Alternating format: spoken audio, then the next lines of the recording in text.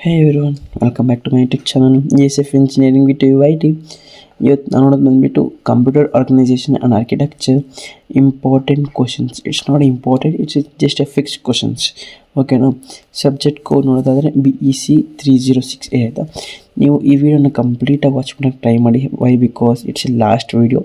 ನಿಮಗೂ ನಮಗೂ ಇರೋ ಕನೆಕ್ಷನ್ 3 months ಕಟ್ ಆಗ್ಬೋದು ಇನ್ನು ಆಫ್ಟರ್ ಯುವರ್ ರಿಸಲ್ಟ್ಸ್. ಅದಾದಮೇಲೆ ಇನ್ನೊಂದು ಸರಿ ಬರ್ತೀರಾ ನೀವು ಅನ್ನೋವರೆಗೂ ಇದು ಲಾಸ್ಟ್ ವೀಡಿಯೋ ಆಗಿರುತ್ತೆ. ಕಂಪ್ಲೀಟಾಗಿ ವಾಚ್ ಮಾಡಿ. ಈ ವಿಡಿಯೋನ ನೋಡಿದ್ರೆ ಮೀನ್ಸ್ ಈ ವಿಡಿಯೋನ ಅನಲೈಸ್ ಮಾಡಿ ಕಂಪ್ಲೀಟಾಗಿ ಈ ಕ್ವಶನ್ಸನ್ನ ಯೂಸ್ ಮಾಡಿಕೊಂಡ್ರೆ ನೀವು 95+ ಮಾರ್ಕ್ಸ್ ಈಸಿಯಾಗಿ ಆರಾಮಾಗಿ ಎಕ್ಸಾಮಲ್ಲಿ ನೀವು ಸ್ಕೋರ್ ಮಾಡ್ಬೋದು. ಇನ್ನೊಂದು ವಿಡಿಯೋಗಿನ ಮುಂಚೆ ಯಾರನ್ನ ಸಬ್ಸ್ಕ್ರೈಬ್ ಮಾಡಿದ್ರೆ ಸಬ್ಸ್ಕ್ರೈಬ್ ಮಾಡಿ, ಇಲ್ಲ ಲೈಕ್ ಮಾಡ್ಕೊಳ್ಳಿ. ಯಾಕಂದರೆ 3 months ಆಫ್ಟರ್ ನಿಮಗೆ ಏನಿದೆಯಲ್ಲ ಈ ನೋಟಿಫಿಕೇಷನ್ ಬರಬೇಕು ಅಂದರೆ ಬೆಲ್ ಬಟನ್ ಆನ್ ಮಾಡ್ಲಿಕ್ಕೊಂಡಿದೆ ಆಯಿತಾ. ಓಕೆ, ನೆಕ್ಸ್ಟ್ ಈ ವಿಡಿಯೋಗಿನ ಮುಂಚೆ ನಾನು ಸ್ವಲ್ಪ ಹೇಳ್ತೀನಿ ನಿಮಗೆ ಏನು ಓದಬೇಕು ಏನು ಮಾಡಬಾರ್ದು ಅಂತ. ಸೊ ನಮಗೆ ಜಾಸ್ತಿ ದಿವಸ ಟೈಮ್ ಇದೆ, ಅದನ್ನ ಹಾಳು ಮಾಡಿದೆ ನಾವು ಜಾಸ್ತಿ ಅಲ್ವಾ ಯುಟಿಲೈಸ್ ಮಾಡೋಕ್ಕಿಂತ ಮುಂಚೆ. ಸೊ ನಾನು ನಿಮ್ಗೊಂದು ಟೈಮ್ ಮ್ಯಾನೇಜ್ಮೆಂಟ್ ಕೊಟ್ಬಿಡ್ತೀನಿ ಆಯಿತಾ. ಇವತ್ತು 13 ಡೇಟ್, ಇವಾಗ ನೈಟ್ 1 o'clock ಆಗ್ತಿದೆ. So 2 o'clock. ಓಕೆ, ಇವತ್ತು ನಿಮಗೆ ಬೆಳಗ್ಗೆ ಒಳಗಡೆ ಅಪ್ಲೋಡ್ ಆಗುತ್ತೆ ವಿಡಿಯೋ. ಸೊ ಇವತ್ತು ಅಟ್ಲೀಸ್ಟ್ ನೀವು M5 Model 5ನ ಟ್ರೈ ಮಾಡಿ. ಅಂದರೆ ನಾನು ಏನು ಕೊಟ್ಟಿದ್ದೀನಲ್ಲ ಈ ಸೀಕ್ವೆನ್ಸು, ಇದನ್ನು ನೀವು ಚೇಂಜ್ ಕೂಡ ಮಾಡ್ಬೋದು. ಇವಾಗ ಇದನ್ನು ಈ ಥರ ಬರ್ಕೊಳ್ಳಿ, ಇದನ್ನು ಇಲ್ಲಿ ಬರ್ಕೊಳ್ಳಿ, ಬಟ್ ಒಂದು ಮಾಡೆಲ್ ಮುಗ್ಸೋಕ್ಕೆ ಟ್ರೈ ಮಾಡಿ ಆಯಿತಾ ಎಕ್ಸಾಮ್ಗೆ. ಸೊ ಇಟ್ಸ್ ಮೋರ್ ಇಂಪಾರ್ಟೆಂಟ್ ಆಗಿರುತ್ತೆ ಎಕ್ಸಾಮ್ ಪಾಯಿಂಟ್ ಆಫ್ ವ್ಯೂ ಅಲ್ಲಿ ಆಯಿತಾ. ಪ್ರತಿಯೊಂದು ದಿವಸ ಏನು ಕೊಟ್ಟಿದ್ದೀನಲ್ಲ ಇದು 17th ಇದೆಯಲ್ಲ, ನಿಮ್ಗೆ ಯಾವ ಮಾಡೆಲ್ ಕಷ್ಟ ಅನಿಸುತ್ತೆ ಆ ಮಾಡೆಲ್ ಮಾತ್ರ ಎಕ್ಸಾಮ್ ಹಿಂದೆ ದಿವಸ ಓದೋಕ್ಕೆ ಟ್ರೈ ಮಾಡಿ ಆಯಿತಾ. ಮತ್ತು ಇನ್ನೊಂದು, ಈ ಏನಿದೆ ಈ ಡೇಸ್ ಫುಲ್ ಕಂಪ್ಲೀಟಾಗಿ 4 days ಮೈನ್ ಇಂಪಾರ್ಟೆಂಟಾಗಿ ನೀವು ಯಾರು ಓದಲ್ಲ ನಂಗೆ ಗೊತ್ತು. ಯಾವತ್ತೂ ಸ್ಟಾರ್ಟ್ ಮಾಡ್ತೀರ ಅಂದರೆ 16th ಇಲ್ಲಾಂದರೆ 15th ಸ್ಟಾರ್ಟ್ ಮಾಡ್ತೀರಾ ಅಷ್ಟೇ. ಯಾಕಂದರೆ ಅದು ಸಂಡೇ ಸ್ಟಾರ್ಟ್ ಮಾಡ್ತೀರಾ, ಇಲ್ಲಾಂದರೆ ಮಂಡೇ ಕ್ಲಾಸ್ ಸ್ಟಾರ್ಟ್ ಮಾಡ್ತೀರಾ. ಸೊ ನಿಮಗಿಬ್ಬರಿಗೂ ನಾನು 2.0 ವೀಡಿಯೋನ ಅಪ್ಲೋಡ್ ಮಾಡ್ತೀನಿ.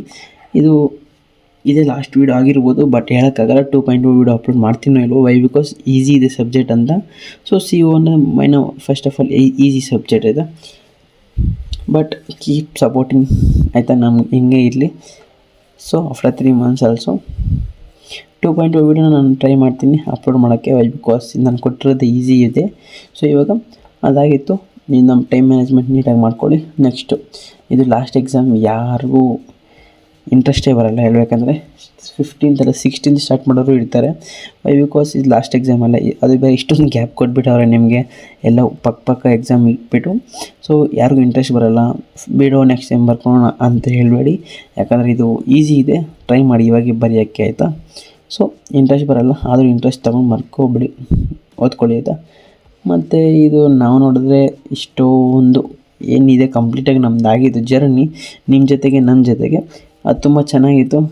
ಎಷ್ಟೋ ಒಂದು ಸ್ಲೀಪ್ಲೆಸ್ ನೈಟ್ಸ್ ಮತ್ತು ಹಾರ್ಡ್ ವರ್ಕ್ ನಿಮ್ದು ಎಷ್ಟು ಚೆನ್ನಾಗಿತ್ತು. ಹಂಗೆ ನೀವು ರೆಸ್ಪಾನ್ಸ್ ಮಾಡಿದ್ರಿ, ನಿಮಗೆಲ್ಲರಿಗೂ ಥ್ಯಾಂಕ್ ಯು ಅಂತ ಹೇಳ್ತೀನಿ ನಾನು. ಓಕೆನಾ. ಇದೇ ಥರ ಸಪೋರ್ಟ್ ಮಾಡ್ತಾರೆ ಇರಿ. ನೆಕ್ಸ್ಟ್ ಇನ್ನೊಂದು ಅಮೇಜಿಂಗ್ ಪ್ಲ್ಯಾಟ್ಫಾರ್ಮಲ್ಲಿ ಹೋಗೋಣ, ಯೂಟ್ಯೂಬ್ ಬಿಟ್ಬಿಟ್ಟು.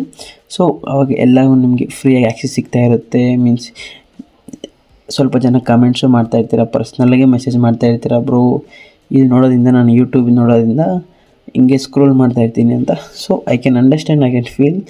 ನಿಮಗೆ ಒಳ್ಳೆ ಪ್ಲ್ಯಾಟ್ಫಾರ್ಮ್ ತರ್ತೀನಿ ನಾನು ನೆಕ್ಸ್ಟ್ 3 months ಆಫ್ಟರ್ ಆಯಿತಾ. ನೀವು ಎಕ್ಸಾಮ್ ನೆಕ್ಸ್ಟ್ ಏನು ನೀವು 5th ಸೆಮ್ ರೆಡಿ ಆಗ್ತಿರಲ್ಲ ಇವಾಗ, ಮೀನ್ಸ್ 4th ಸೆಮ್ ಅಲ್ಲಿ ನಿಮಗೆ ಅಮೇಜಿಂಗ್ ಪ್ಲ್ಯಾಟ್ಫಾರ್ಮ್ ತಂದಿಕ್ಕಿರ್ತೀನಿ ನಿಮಗೆ. ಅಲ್ಲಿ ಪ್ರತಿಯೊಂದು ಆ್ಯಕ್ಸೆಸ್ ಮಾಡ್ಕೋಬೋದು ಅಂತ ಹೇಳ್ತಾ, ಇನ್ನೊಂದು ಏನಂದರೆ ನಿಮಗೆ ಜಾಸ್ತಿ ದಿವಸ ಟೈಮ್ ಇರುತ್ತೆ. ಮೀನ್ಸ್ 10 days ಅಂದ್ಕೊಳ್ಳಿ, ಬಟ್ 20 days ತೊಗೊಳಕ್ಕೆ ಟ್ರೈ ಮಾಡಿ. ಏನು ಹಾಕೋದೇನಿಲ್ಲ.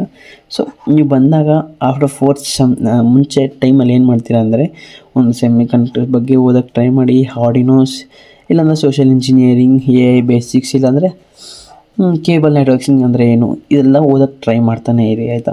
ವೈ? ಬಿಕಾಸ್ ಎಂತಕ್ಕಂದರೆ ಸ್ವಲ್ಪ ನಾಲೆಡ್ಜ್ನ ನೀವು ತೊಗೋಬೇಕು. ಈ ಎಕ್ಸಾಮ್ಸ್ ಏನಾಗುತ್ತೆ ಅಂದರೆ ಜಸ್ಟ್ ಬರ್ತಾ ಹೋಗ್ತವೆ. ನಾನು ಇನ್ನೊಂದು ಏನು ಹೇಳ್ತೀನಿ ಅಂದರೆ, ನೀವು ಏನು ಬೇಕಾದರೂ ಮಾಡ್ರೋ, ನಾನು ಲಾಸ್ಟಲ್ಲಿ ನನ್ನ ಎಕ್ಸಾಮ್ ನಾನು ಇರ್ತೀನಲ್ಲ, ನಾನು ನಿಮಗೆ ಪ್ರತಿಯೊಂದು ಹೆಲ್ಪ್ ಮಾಡ್ತೀನಿ. ನೀವು ಜಸ್ಟ್ ಏನು ಬೇಕಾದರೂ ಮಾಡಿ, ನಾನು ಲಾಸ್ಟಲ್ಲಿ ನಾನು ಅಪ್ಲೋಡ್ ಮಾಡ್ತೀನಿ ಇಂಪಾರ್ಟೆಂಟ್ ಕ್ವಶನ್ಸ್ನ. ಅನ್ನೋವರೆಗೂ ಏನು ಎಕ್ಸ್ಪೆರಿಮೆಂಟ್ ಮಾಡ್ತೀರೋ ಮಾಡ್ತಾಯಿರಿ.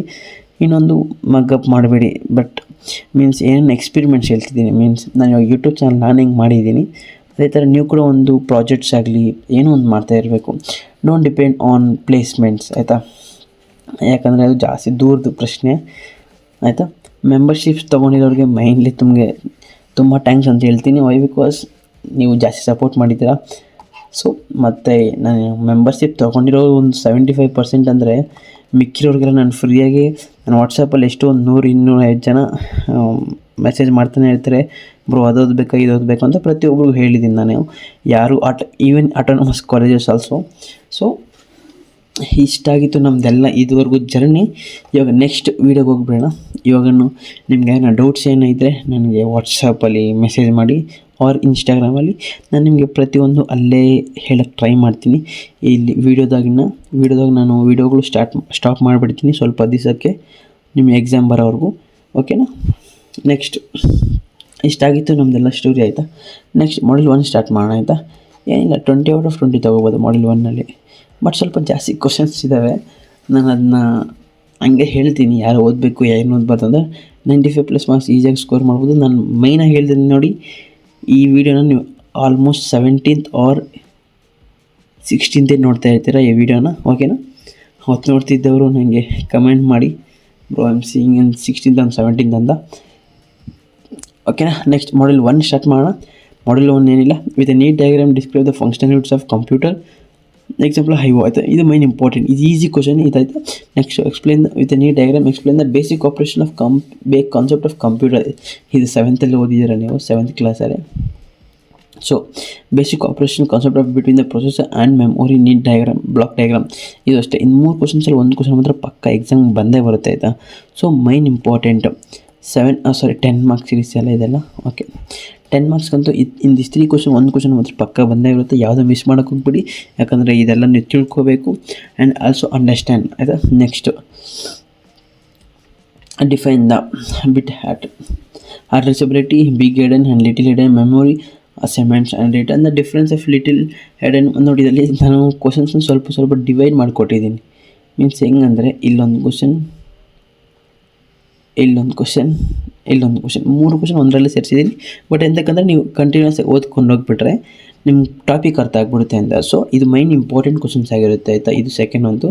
ಸೊ ಮೈನಾಗಿ ಫೋಕಸ್ ಮಾಡಬೇಕು. ಮತ್ತು ಎಕ್ಸ್ಪ್ಲೈನ್ ದ ಏನು, ಒಂದು ನಿಮಿಷ, ಈ ಹೆಡನ್ ಅಂದರೆ ಏನು, ಬಿಗ್ ಹೆಡನ್ ಅಂದರೆ ಲಿಟಿಲ್ ಹಿಡನ್ ಅಂದರೆ ಏನು, ಬೈಟ್ ಅಡ್ರೆಸಿಬಿಲಿಟಿ ಅಂದರೆ ಏನು, ಇವೊಂದು ಅರ್ಥ ಮಾಡ್ಕೊಳ್ಳಿ. ಅದ್ರ ಬಗ್ಗೆ ಓನಾಗಿ ಬರೀ ಒಂದು ಡಯಾಗ್ರಾಮ್ಸ್ ಇರ್ತವೆ, ಆ ಡಯಾಗ್ರಾಮ್ಸ್ ಮಾಡ್ಕೊಂಡು ಹೋಗಿ, ಆಯಿತಾ. Next with a neat diagrams discuss the operation concept of in computer, highlight in the role of PC, MAR, MDR, higher, ಇದೆಲ್ಲ ಓದಿದ್ದೀರಾ, ಈಸಿ ಕ್ವಶನ್, ಇದು ಮೈನ್ ಇಂಪಾರ್ಟೆಂಟ್ ಆಗಿರುತ್ತೆ. ಮತ್ತು explain the signal structure of computer, ಇವು 2 question time ಇದ್ದರೆ ಓದಿ, ಇಲ್ಲಾಂದ್ರೆ ಬಿಡಿ. Write a short note of in basic performance of equation, summarize the single bus architecture in with a neat diagram, ಆಯಿತಾ. So if you read all these questions, definitely will get 1 question in your exam. So if you study 10 marks, you will come easily. So ಅದರಿಂದ ಏನಾಗುತ್ತೆ, 20 marks ಈ Module 1ನಲ್ಲಿ ಏನಾಗುತ್ತೆ, ಈಸಿಯಾಗಿ ನಿಮಗೆ 20 marks ಸಿಗ್ಬಿಡುತ್ತೆ, ಆಯಿತಾ. Next Module 1-2 ಹೋಗೋಣ ಮುಂಚೆ ನಾನು ಇನ್ನೊಂದು ಹೇಳಬೇಕಂದ್ರೆ, ಇನ್ನು ಯಾರು ಸಬ್ಸ್ಕ್ರೈಬ್ ಮಾಡಿಲ್ಲ ದಯವಿಟ್ಟು ಸಬ್ಸ್ಕ್ರೈಬ್ ಮಾಡಿ, ಲೈಕ್ ಮಾಡಿ ಈ ವಿಡಿಯೋನ ಅಂತ ಹೇಳ್ತಾ ನೆಕ್ಸ್ಟ್ Moduleಗೆ ಹೋಗೋಣ, ಆಯಿತಾ.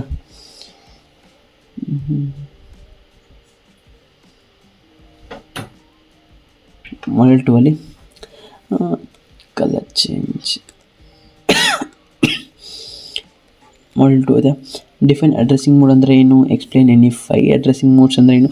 ಇನ್ನೊಂದು ಇದರಲ್ಲಿ ನಾನು 5 ಅಡ್ರೆಸ್ಸಿಂಗ್ ಅಂತ ಹೇಳಿದ್ದೀನಲ್ಲ, ಈ 5 ಅಡ್ರೆಸ್ಸಿಂಗ್ ಫಸ್ಟಲ್ಲಿ ಏನಿರ್ತಾವಲ್ಲ, ಇಂಡೆಕ್ಸ್ ಆರ್ ಏನೇನು ಸಮಥಿಂಗ್ ಇದ್ದಾವಲ್ಲ, ಮೈನ್ ಅದನ್ನು ಓದೋಕ್ಕೆ ಟ್ರೈ ಮಾಡಿ, ಆಯಿತಾ. ಅಡ್ರೆಸಸ್ನ ವೈ, ಬಿಕಾಸ್ ಈ 5 ಅಡ್ರೆಸಸ್ ಕೇಳಲ್ಲ, 5 ಅಡ್ರೆಸ್ಸಿಂಗ್ ಮೂಡ್ಸ್ ಅಂತ ಕೇಳಲ್ಲ ಅವರು.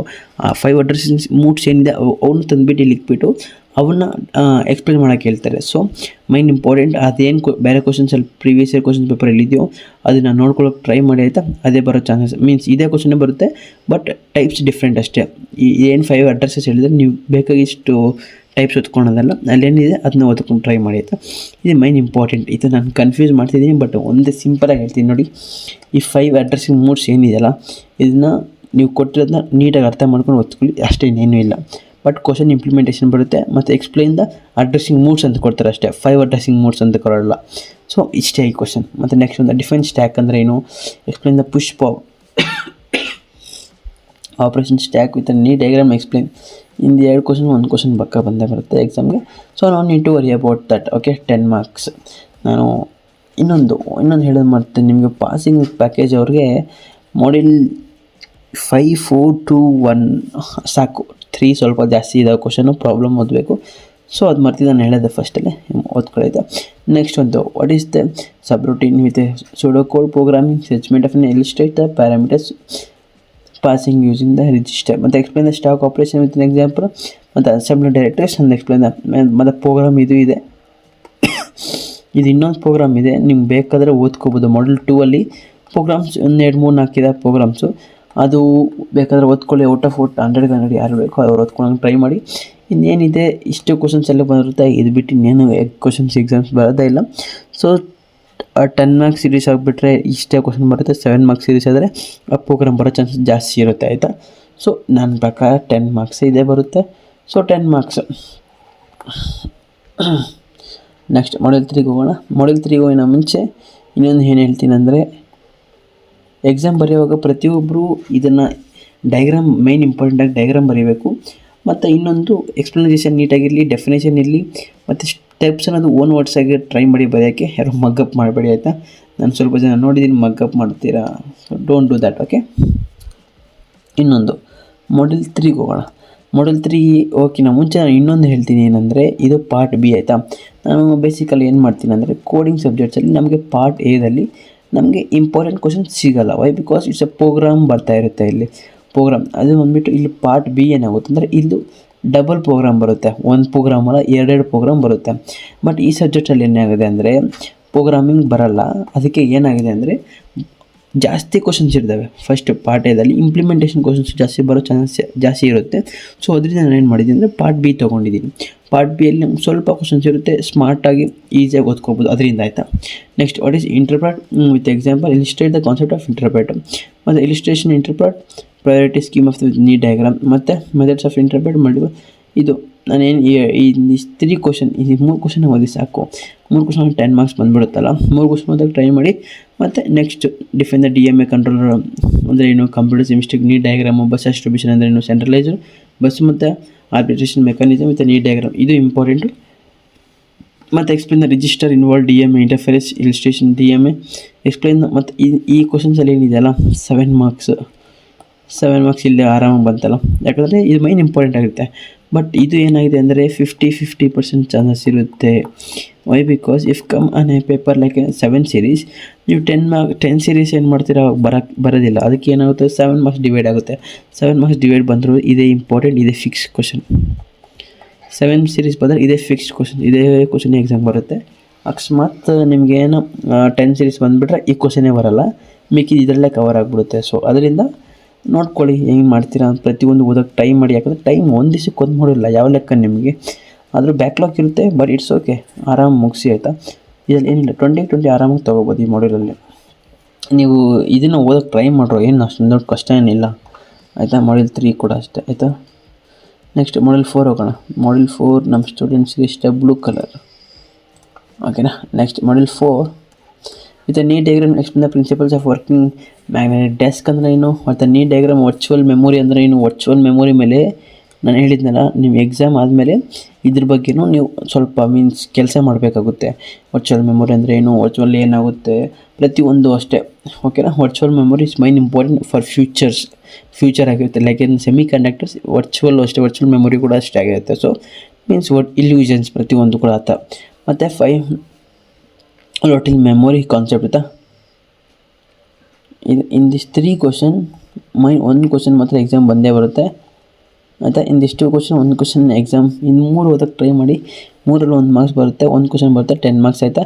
ಮತ್ತು draw the explain the 2m × 8 ಮತ್ತು ನೆಕ್ಸ್ಟ್ ಏನಿದೆ ಇಂಟರ್ನಲ್ ಆಫ್ 16K × 8 ಮೆಮೊರಿ ಚಿಪ್ಪು. ಇವು ಅಷ್ಟೇ, ಇವು 2 ಕ್ವಶನ್, ಒಂದು ಕ್ವಶನ್ ಬಂದೇ ಬರುತ್ತೆ ಎಕ್ಸಾಮ್ಗೆ. ಸೊ 20 ಮಾರ್ಕ್ಸ್ ಈ ಮಾಡಲಲ್ಲಿ ಆರಾಮಾಗಿ ಸ್ಕೋರ್ ಮಾಡ್ಬೋದು. ಅದು ಬಿಟ್ಟರೆ ಇನ್ನೇನು ಕೊಡೋಕ್ಕೆ ಅವ್ರಿಗೆ ಆಪ್ಷನ್ನೇ ಇಲ್ಲ ಮಾಡಲ್ 4ಅಲ್ಲಿ, ಆಯಿತಾ. ಮಾಡಲ್ 4ಅಲ್ಲಿ ಇನ್ನೂ ಒಂದು ಸ್ವಲ್ಪ ಕ್ವಶನ್ಸ್ ಇದೆ. ನಿಮ್ಗೆ ಔಟ್ ಆಫ್ ಬೇಕು ಅಂದರೆ ನಂಗೆ DM ಮಾಡಿ, ನಾನು ಅಲ್ಲಿ ಹೇಳ್ತೀನಿ. ಇದೇ ಮೈನ್ ಅಕ್ಯುರೇಟ್ ಕ್ವಶನ್ಸ್ ಆಗಿರುತ್ತೆ. ಇದು ಬಿಟ್ಟರೆ ಇನ್ನೇನು ಇರೋಲ್ಲ ಫಸ್ಟ್ ಆಫ್ ಆಲ್ ಹೇಳಬೇಕಂದ್ರೆ. ಬಟ್ ಆಲ್ಸೋ ನಿಮಗೆ ಔಟ್ ಆಫ್ ಮಿಸ್ ಆಗಲೇಬಾರ್ದು ಅಂದರೆ ನಮಗೆ ಇನ್ಸ್ಟಾ DM ಮಾಡಿ, ನಾನು ಹೇಳ್ತೀನಿ ಏನು ಓದಬೇಕು ಅಂತ, ಆಯಿತಾ. ನೆಕ್ಸ್ಟ್ ಮಾಡಲ್ 5 ಈಸಿ ಮಾಡಿಲ್ಲ ಅಂತ ಹೇಳ್ತೀನಿ ಇದನ್ನು. ಎಂತಕ್ಕಂದರೆ ಪ್ರತಿಯೊಬ್ಬರು ಇದನ್ನು ಫಸ್ಟ್ ಫೋಕಸ್ ಮಾಡಬೇಕು. ಅದಾದಮೇಲೆ ಏನನ್ನ ಮಾಡಲ್ 4, 3, 2 ಅಂತ ಹೋಗಬೇಕು. ಯಾಕಂದರೆ ನಾವು ಡಿಸೆಂಡಿಂಗ್ ಆರ್ಡ್ರಿಂದ ಓದ್ತೀವಿ. ಅದನ್ನು ಟಫ್ ಸಬ್ಜೆಕ್ಟ್ ಇದೆ, ಡಿಸೆಂಡಿಂಗ್ ಆರ್ಡ್ರಿಂದ ಫಸ್ಟ್ ಚೂಸ್ ಮಾಡ್ಕೋಬೇಕು.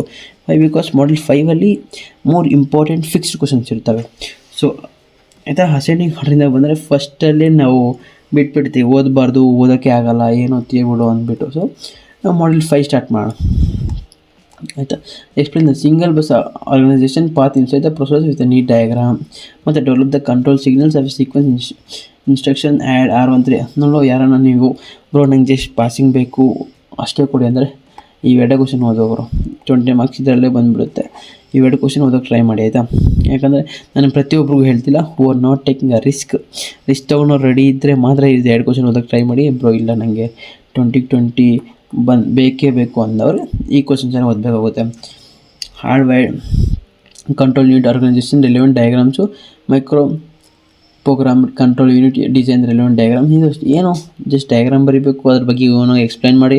ChatGPT ಇರುತ್ತೆ, ಅದ್ರ ಅರ್ಥ ಮಾಡ್ಕೊಳ್ಳಿ, ಜಸ್ಟ್ ಸಿಂಪಲ್ ಅಲ್ವಾ. ಸೊ 7 ಮಾರ್ಕ್ಸು 14 ಮಾರ್ಕ್ಸ್ ಆಯಿತಾ. Next explain the process of fetching data word of memory using design register process ಆಯಿತಾ. ಮತ್ತು ಕಾನ್ಸೆಪ್ಟ್ ಆಫ್ ಕೇಸ್ ಮೆಮೊರಿ ಇದು ಬರೋದೇ ಇಲ್ಲ. ಸೊ ಐ ನೋ ದಟ್ ಇವು ಯಾವ ಬರೋ ಚಾನ್ಸಸ್ ಜಾಸ್ತಿ ಇಲ್ಲವೇ ಇಲ್ಲರೋ, ಬಟ್ ಇವೆರಡು ಕ್ವಶನ್ ಬರುತ್ತೆ. ಬಟ್ ಅಕಸ್ಮಾತ್ ಇವೆರಡು ಕ್ವಶನ್ 10 ಸೀರೀಸ್ ಅಲ್ದಿರ 7 ಮಾರ್ಕ್ಸ್ ಬಂದುಬಿಟ್ರೆ ಇದೇ ಖಂಡಿತ ಬಂದೇ ಬರುತ್ತೆ. ಸೊ ನೀವು ಏನಾಗುತ್ತೆ ಅಂದರೆ ಎಕ್ಸಾಮಲ್ಲಿ ಅವರು ಒಂದೊಂದ್ಸರಿ ಪೇಪರ್ ಸೆಟರ್ಸು ಚೇಂಜ್ ಮಾಡಿ ಕೊಡ್ತಾ ಇರ್ಬೋದು ಎಕ್ಸಾಮಲ್ಲಿ, ನಮ್ಗೆ ಗೊತ್ತಾಗಲ್ವಲ್ಲ. ಸೊ ಆದಷ್ಟು ಎಲ್ಲ ಕ್ವಶನ್ಸ್ ಓದೋಕ್ಕೆ ಟ್ರೈ ಮಾಡ್ರು. ನಿಮ್ಮ ಹತ್ರ ಜಾಸ್ತಿ ಟೈಮ್ ಇದೆ ಎಕ್ಸಾಮ್ಗೂ, ಬಟ್ ಅದು ಸ್ವಲ್ಪ ಜನ ಟೈಮ್ ವೇಸ್ಟ್ ಮಾಡ್ಕೊತೀರ. ದಯವಿಟ್ಟು ಈ ವಿಡಿಯೋನ ಯುಟಿಲೈಸ್ ಮಾಡ್ಕೊಂಡು ಫುಲ್ ಕಂಪ್ಲೀಟಾಗಿ ನೋಡಿರಿ.